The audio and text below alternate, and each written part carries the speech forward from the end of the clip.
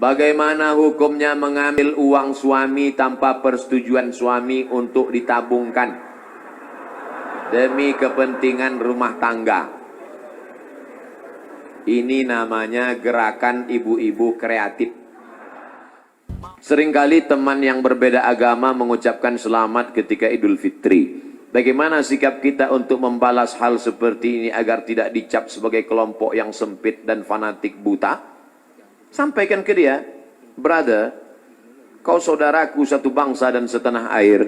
Aku tidak bisa mengucapkan selamat Natal, karena bagi kami Nabi Isa itu bukan Tuhan, dia adalah Nabi utusan Allah. Dan bagi kami dia tidak lahir tanggal 25 Desember. Kuharap kau tidak tersinggung dengan ini. Kalaupun kau tersinggung, ya nggak apa-apa. Saya punya sahabat, tidak Islam, tapi saya sampai hari ini masih teman baik. Dan dia tidak tersinggung karena dia tahu keyakinan saya. Itulah makna persahabatan. Persahabatan itu seperti kepompong. Berawal dari ulat menjadi kupu-kupu. Persahabatan itu kan saling memahami, saling mengerti. Bukan kita mengorbankan akidah kita. Bukan berarti dia ucapkan Idul Fitri 1 Syawal, mohon maaf zahir dan batin, lalu kita balas dengan ucapan yang sama. Tapi di hari baik, di hari yang lain, saya tetap datang bersilaturahim. Saya tetap datang berkunjung ke rumahnya. Dia beri saya minuman kaleng. Dia tahu dalam akidah saya makan bekas makanan yang tidak halal tidak boleh. Dia kasih saya kue kotak. Dia kasih saya minuman kaleng. Kami saling menjaga sampai hari ini. Bukan berarti saya tidak punya kawan beda agama. Semoga Ustadz selalu sehat. Amin. Diberkahi. Amin. Dirahmati. Amin. Mohon motivasi. Insya Allah. Pemuda yang berhijrah terkadang merasa putus asa karena selalu teringat dosa di masa lalu. Kalau kau masih ingat dosa, alhamdulillah. Yang khawatir justru kau nggak ingat dosa. Setelah hijrah kau merasa sudah menjadi penghuni surga, yang lain masuk neraka. Setelah hijrah, bapaknya masuk neraka, emaknya masuk neraka. Yang masuk surga cuma dia, istrinya sama gurunya. Di kaplingnya surga itu. Memang dia panitia akhirat. Orang yang diterima taubatnya ketika dia mengenang dosa-dosanya di masa lalu, maka hatinya hancur lebur, air mata tak tertahan menetes. Itu orang yang taubat nasuha. Ini sekarang punya banyak juga yang hijrah ini. Ustadz, saya ini dulu nakal. Kartu kuning sudah datang. Banyak juga saya ketemu orang yang sudah hijrah taubat. Apa kata dia? Ustadz, saya ini semua minuman sudah saya minum. Semua perempuan sudah saya rasa. Dari Afrika sampai Eropa. Ente taubat apa bangga? Dosa kok bangga?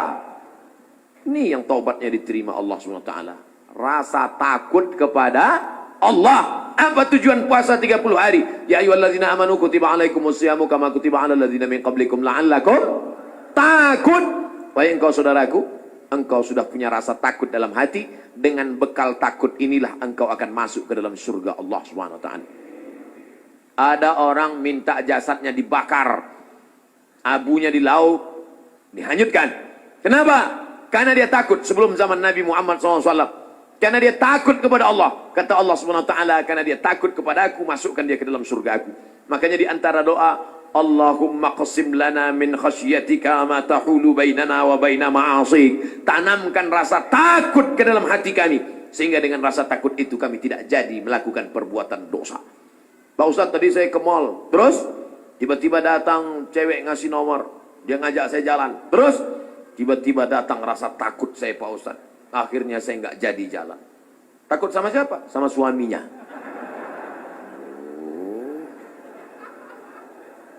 Untuk masyarakat Indonesia yang beragam, bagaimana model bertetangga yang diajarkan Islam dalam menghadapi perbedaan keyakinan dan latar belakang etnis?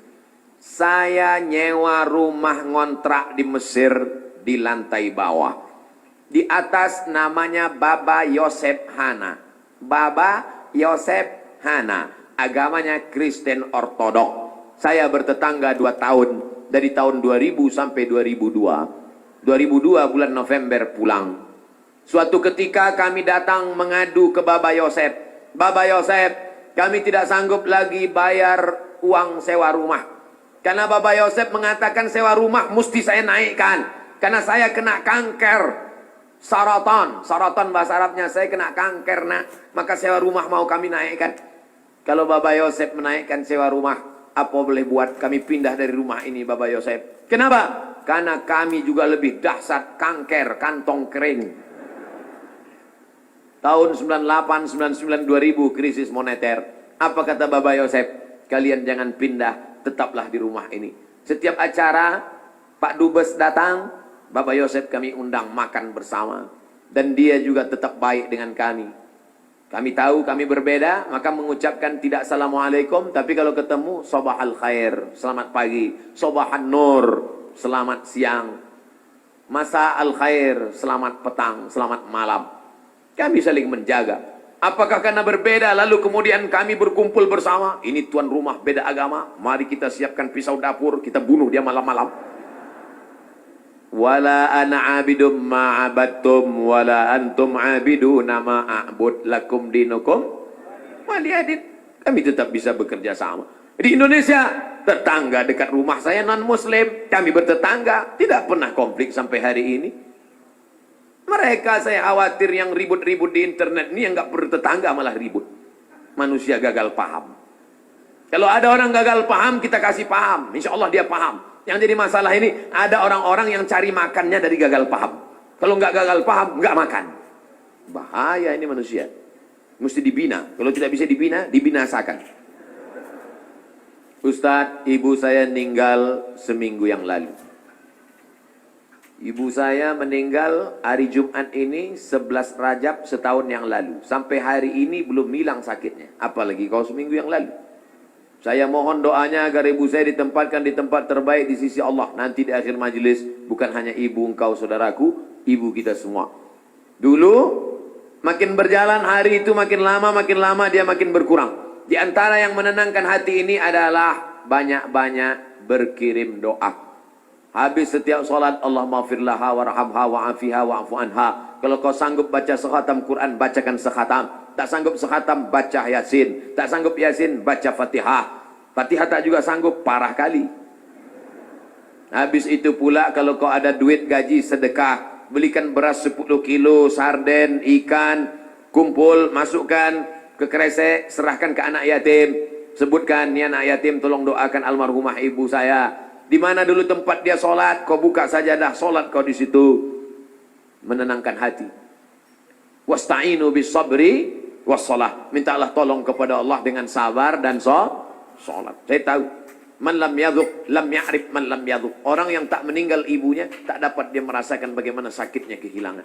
Oleh sebab itu maka yang masih ada ibunya, pulang dari sini, kau belikan makanan kesukaannya, datang ke rumahnya, cium tangannya, suapkan makanan, peluk dia, cium keningnya, senangkan hatinya. Hanya itu yang dapat membuat kau bahagia. Kalau kau ingin rezekimu seperti rezeki raja-raja, perlakukan ayah ibumu seperti raja. Insya Allah semua kesulitan hidupmu akan diberikan Allah kelapangan. Insya Allah. Amin. Ya Rabbal Alamin. Sebelumnya mohon maaf Ustaz, pertanyaan ini keluar dari materi hari ini. Belakangan ini saya lihat banyak perkumpulan orang-orang atau komunitas mengaku Islam modern atau Islam yang bersatu dengan budaya. Bagaimana cara kita memandangnya agar kita tidak disebut musyrik dan diterima di kalangan masyarakat sebagai pecinta budaya daerah? Ini pertanyaannya umum. Kalau mau nanya ke saya masalah hukum fikih, sebutkan secara spesifik satu contoh kasus. Karena kalau cerita masalah budaya, maka saya pecinta budaya. Peci ini agama atau budaya? Budaya. Mana ada hadis Nabi, sahabat, tabi'in, Imam Syafi'i pakai peci? Ini budaya. Saya pakai budaya ini sekarang. Maka kemana-mana saya mau menunjukkan budaya. Ketika di Maroko pun waktu sidang S3 saya pakai. Saya mau menunjukkan saya orang Indonesia. Saya pakai batik. Batik itu budaya? Budaya. Apakah salah saya pakai peci dan batik? Tidak. Ada juga orang mengatakan jangan pakai batik gambar burung, nggak boleh dibawa sholat. Kenapa? Karena dalam burung itu ada tai. Gimana ceritanya? Saya yang bodoh apa dia yang pintar? Selama budaya itu tidak mengandung unsur kemusyrikan, merusak akidah, maka ada syarat dan ketentuan berlaku. Wala ana abidum ma'abattum wala antum abiduna ma'abud lakum dinukum waliyadin. Karpet ini agama atau budaya? Budaya. Karpet ini budaya. Masjid Nabawi yang asli nggak ada karpetnya. Ini berapa kali budaya. Ini lagi membuat bunga-bunganya. Ini budaya semua nih. Bunganya mati lagi. Oleh sebab itu maka bahkan masjid kita pun banyak budaya. Ini bangunan melengkung di tengah. Tiang melengkung di tengah disebut dengan kubah. Kubah itu budaya dari Bizantium, Romawi. Makanya bangunan-bangunan Romawi, coba tengok gereja-gereja ortodok di Moskow pakai kubah. Orang yang tidak ngerti dia tengok, loh kok ada masjid di Moskow? Padahal itu katedral. Bangunan itu adalah budaya Eropa, budaya Bizantium, budaya Romawi kuno. Diambil, maka tidak jadi masalah karena tidak terkait dengan akidah. Begitu juga dengan tiang menara masjid, itu bukan agama, itu budaya. Karena dulu di Mesir ada namanya tiang tinggi tempat api di tepi laut, supaya para nelayan kalau tengah malam jangan sampai kapalnya nabrak ke pantai. Maka disebutlah tempat itu mercusuar, sehingga di tengah malam dia ngelihat. Waktu itu belum ada GPRS. Maka dia lihat, oh kita udah dekat di tepi pantai, maka layar mesti diarahkan ke melawan angin supaya kapal tidak laju, supaya tidak kencang. Lalu kemudian ketika orang Islam melihat ada menara tinggi, apinya dibuang, muazzinnya naik ke atas. Allahu Akbar, Allahu Akbar. Sekarang muazzinnya di bawah, mikrofonnya ke atas. Sound systemnya di atas. Sekarang nggak ada lagi kabel, wireless. Ini semuanya budaya. Selama budaya itu tidak merusak akidah, maka boleh. Yang nggak boleh itu budaya celana pendek. Kenapa? Karena melanggar syariat Islam. Nampak pangkal paha dan lutut. Tidak sah salat. Selama budaya tidak melanggar akidah, maka dia boleh dilaksanakan. Budaya itu apa Pak Ustaz? Hasil cipta karya karsa manusia. Yang tidak ada wahyu di dalamnya. Pak Ustaz, saya mau tanya kenapa hati saya selalu gelisah? Padahal saya sudah perbanyak istighfar. Tolong masukannya. Semoga Pak Ustaz selalu dilindungi Allah Subhanahu wa taala. Di mana letak gelisah itu? Di dada sebelah kiri. Nama tempatnya jantung. Tapi ada yang bilang hati Pak Ustaz. Kombinasikan aja dua. Jantung hatiku. Berdegup dan berdetak di sebelah kiri. Coba rasakan. Bagi yang tak merasakan, lapor ke panitia. Kain kapan sudah siap. Makanya kadang kita bangun tidur nggak ada angin, nggak ada hujan, risau, suntuk di dalam.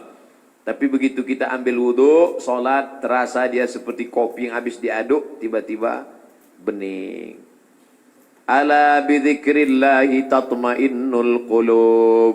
Dengan banyak berzikir mengingat Allah, maka hati akan menjadi tenang. Ya muqallibal qulub, wahai engkau yang membolak-balikkan hati, tsabbit qalbi, kokohkan hatiku, ala dinik wa ala ta'atik. Apakah materi bisa menenangkan hati? Tidak. Materi hanya bisa menenangkan materi. Materi lambung. Lambung hanya bisa ditenangkan dengan materi. Apa dia? Nasi uduk, ayam penyet, ayam pop, ayam mati. Tapi non materi hanya bisa ditenangkan dengan agama. Makanya orang-orang ateis yang tidak beragama, hidupnya sempit, kata Allah ka'annama yas'adu fis sama, seperti terbang. Kita kalau naik pesawat, terbang, take off, itu dada terasa sempit. Begitulah orang yang tidak berserah diri kepada Allah, sempit. Akhirnya mereka mencari ketenangan kemana? Sabu-sabu, pil anjing gila, sakau, penjara, kalau ketangkap BNN, mati. Angka bunuh diri terbesar di dunia, bukan di Republik Indonesia, bukan di Asia, tapi justru di Eropa dan Amerika. Karena mereka meninggalkan agama. Stres, depresi, mobil mewah tapi nggak bisa tidur malam. Jam 2 malam stres, depresi. Makan obat tidur, tidur. Bangun tidur, stres lagi. Bangun tidur, tidur, tidur, mati. Sementara kita tenang. Begitu datang ke masjid, duduk, ngelihat muka ustadz, tertidur. Panitia penutup, bangun. Fabi ayyi ala'i rabbikuma tukadziban. Nikmat tidur apalagi yang kau dustakan. Orang barat setengah mati makan pil tidur supaya bisa tidur. Nama penyakitnya insomnia. Orang kita baru ngelihat. Berikut ini mari kita dengarkan tausiah. Demikianlah tausiah ini saya sampaikan. Kurang apa lagi? Maka kalau ada teman di sebelah tidur, biarkan. Dia sedang mensyukuri nikmat Allah Subhanahu wa taala. Jadi Pak Ustadz jawabannya, perbanyak zikir. Siapa yang bersolawat 1 kali 1 hari 1000 kali, maka sebelum mati dia melihat tempatnya dalam surga. Siapa yang meriwayatkan itu?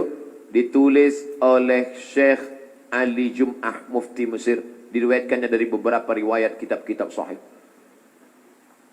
Jadi kau berapa kali istighfarnya? Coba amalkan ini. 1 kali 1000 kali.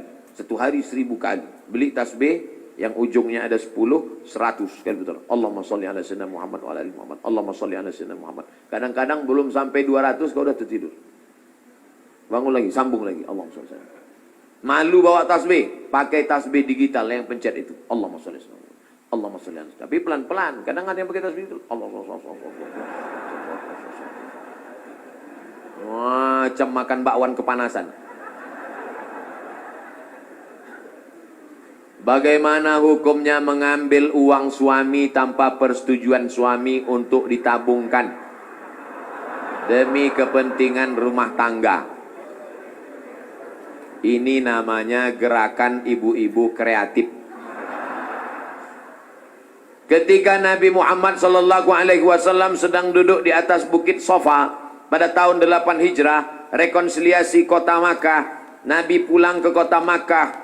Maka ketika Nabi sedang duduk, datang seorang perempuan. Nama perempuan itu Hindun. Dia tutup wajahnya karena dia malu kepada Nabi. Hindunlah dulu yang mengunyah jantung Hamzah karena dendam kesumat. Lalu Hindun berkata, suamiku inna Aba Sufyan rajulun syahih. Wahai Rasulullah, suamiku itu Abu Sufyan orangnya pelit, medit, kedekut, bakhil. Apa lagi? Bapak Ibu hafal seterusnya. Apa kata Nabi SAW? Ambillah uang dia selama untuk mencukupi kebutuhan engkau dan anak-anakmu. Ini kabar gembira bagi ibu-ibu sekalian. Tapi ingat, mencukupi. Nah, standar di Bandung saya tidak tahu berapa keperluan, karena beda harga makanan di Bandung dengan di Riau. Kalau di Bandung ini standarnya 3 juta, tiba-tiba si bapak cuma ngasih 1 juta, ibu boleh ambil 2 juta lagi. Sambutan yang luar biasa. Mana dalilnya? Itu ayat bapak ibu bapak baca waktu akad. Wa ashiruhunna bil ma'ruf. Pergaulilah mereka dengan ma'ruf. Ma'ruf diambil dari kata urf. Urf artinya tradisi setempat. Dasar pengambilan hukum dalam Islam ada 10. Quran, hadis, ijma', qiyas, syar'u man qablana, saddu zara'i, qaulu sahabi, istihsan, istishab, urf. Urf artinya standar umum di kota Bandung berapa. Kalau umumnya di Bandung ini 5 juta, ternyata selama ini dia kasih 2, berarti ibu bisa ambil 3 menurut standar dan ketentuan berlaku. Tapi lebih dari ini tanggung dosanya, saya nggak ikut-ikutan. Saya nggak mau nanti terhalang masuk surga gara-gara ini. Abdul Somad masuk Jannatul Firdaus. Begitu udah mau masuk, datang bapak-bapak dari Bandung nuntut. Wah, saya nggak mau gara-gara ini. Di lingkungan tempat tinggal ada anak yatim. Kita insya Allah bersedekah. Tapi di saat ada keluarga yang sangat butuh bantuan, gimana Pak Ustadz? Wal jari dzil qurba wal jaril junubi. Ada tetangga tapi enggak kerabat, tapi ada tetangga dan ada hubungan kerabat keluarga, maka yang didahulukan adalah yang ada hubungan kerabat. Itu kaidahnya.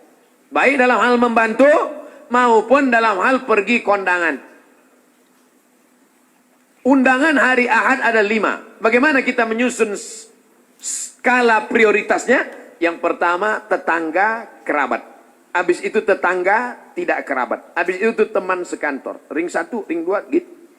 Dalam hal ini boleh nepotisme. Sekarang orang enggak. Kalau ada undangan 5, yang pertama pejabat, orang kaya, tetangga yang miskin enggak punya apa-apa. yang kira-kira cuma makan sayur sama telur ayam. Ini nggak benar. Oleh sebab itu dalam hal bantu dulu keluarga. Tapi sekarang orang lebih mau bantu orang lain daripada bantu keluarga. Kenapa kamu lebih mau bantu orang lain daripada keluarga? Kalau bantu orang lain, pujiannya melambung. Kalau bantu keluarga, masa cuma ngasih segini? Oleh sebab itu maka setiap keluarga membantu keluarganya, skala prioritas, tapi setelah itu tetap membantu fakir miskin, anak yatim. Ara'aitalladzi yukadzibu biddin? Tahukah kamu siapa itu orang yang mendustakan agama? Orang yang mendustakan agama bukan orang sekuler liberal. Orang mendustakan agama adalah fadzalikal ladzi yad'ul yatim, menyanyiakan anak yatim, wala yahuddu ala ta'amil miskin, membiarkan fakir miskin. Wa fawailul lil musallin, lalai dalam salat. Alladzina hum an salatihim sahun, alladzina hum yura'un, riya, wa yamna'unal ma'un, melarang orang berbuat baik, tolong menolong. 5 ini mudah-mudahan kita tidak termasuk dalam pendusta agama. Ustadz, tolong doakan muslim saudara kita di India. Itulah senjata kita terakhir. Kalau ada lembaga-lembaga yang terpercaya memberikan dana, maka kirimkan dana untuk membantu rumah mereka yang yang terbakar, saudara mereka yang terkapar, rumah mereka yang hancur, sumur bor, sekolah anak-anak pengungsi. Dulu Suriah, Palestina, Bosnia Herzegovina, Uighur, Rohingya. Coba perhatikan. Palestina, Bosnia Herzegovina dibantai oleh Slobodan Milosevic, Ali Izzet Begovic, Hanbis presidennya, matang Uighur, datang Rohingya, sekarang India. Walaupun berbeda-beda tempat, tapi substansi maknanya sama. Mengapa mereka disiksa? Pertama, karena mereka lahir dalam keadaan la ilaha illallah Muhammadur Rasulullah. Yang kedua, karena mereka minoritas. Di mana-mana kalau kita minoritas, habis kita dibantai. Tapi kalau kita mayoritas, maka kita selalu menjaga kedamaian, keselamatan. Karena kita adalah agama Islam. Islam berasal dari kata salam. Salam artinya damai. Maka insya Allah, kalau kita menjadi mayoritas, maka saudara-saudara kita yang minoritas akan terjaga dalam kedamaian insya Allah. Amin. Ya Rabbal Alamin.